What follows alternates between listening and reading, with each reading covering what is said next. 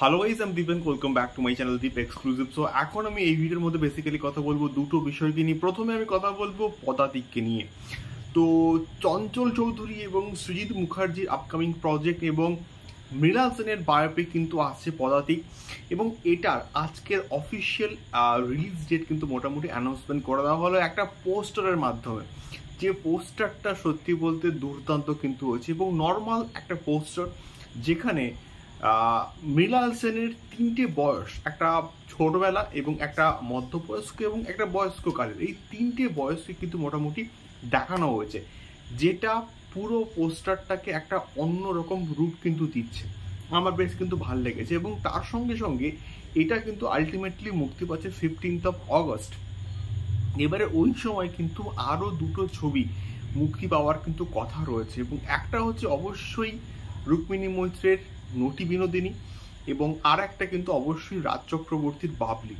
এবারে দেখা যাক মানে মানে এই পদাতিক ছাড়া এই আর যে বাদবাকি দুটো ছবির অফিসিয়াল অ্যানাউন্সমেন্টটা কবে আসে, যে এটা এক্স্যাক্টলি কবে মুক্তি পাচ্ছে। বাট এটা 15th of August উইন্ডোতে কিন্তু মুক্তি পাচ্ছে। ভালো একটা সময়, একটা লম্বা কিন্তু উইকেন্ড পাবে, এবং ভালো রকম কিন্তু ব্যবসা করতেই পারে, যেহেতু সৃজিত মুখার্জির ছবি এবং এমন একজনের বায়োপিক যার বাংলা সিনেমার ইতিহাসে অবদান কিন্তু অনেক।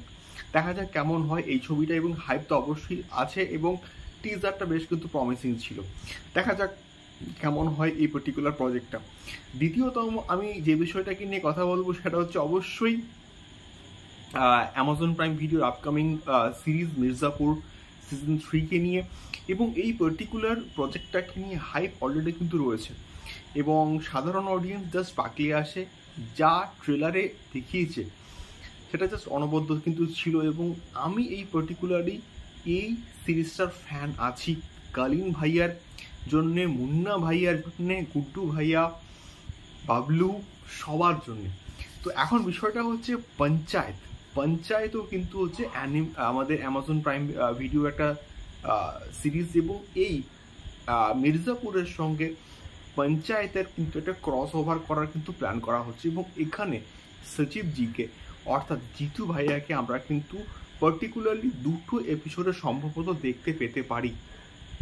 এবার দেখা যাক আমরা যখন পঞ্চায়েত দেখবো, আমরা যখন মির্জাপুর দেখবো, তখন এক্স্যাক্টলি বুঝতে মানে পারবো যে এক্স্যাক্টলি কোন কোন এপিসোডে কি জন্য এই ক্রস কানেকশনটাকে হচ্ছে করা হচ্ছে।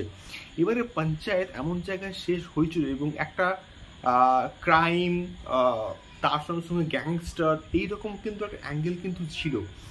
এবারে এর সঙ্গে আলটিমেটলি মির্জাপুরের মতন সিরিজকে ক্রস ওভার করানো হচ্ছে কেন, সেটা আমার সব থেকে বড় প্রশ্ন, এবং এটার ফিউচার কি আছে, এটাই সব থেকে আমার বড় একটা প্রশ্ন আছে।